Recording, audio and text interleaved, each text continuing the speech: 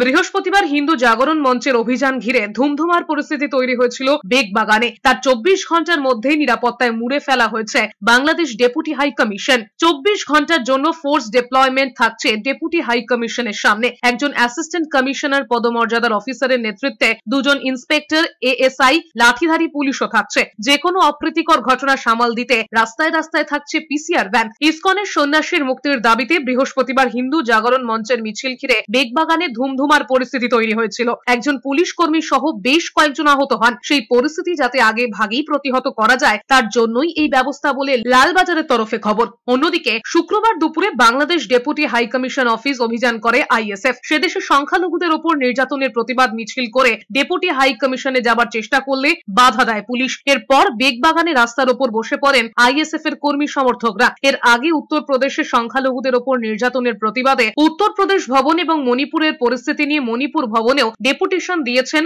ISF এর কর্মী সমর্থকরা। জমা দিয়ে যান, আমি সরকারকে পাঠিয়ে দেবো। এটা একটু আমার নয় দেখার, এটা গভর্নমেন্ট টু গভর্নমেন্ট। আমার দেশে এসছি দেখা করতে, জাস্ট বলতে যে আপনার এই ডেপুটেশনটা হাতে নেবেন, সেইটুক নেওয়ার সৌজন্য তো ওনার নেই। উনি আমার দেশে থাকছেন, আমার দেশে এখানে ডিপ্লোম্যাটিক সমস্ত কাজকর্ম করছেন।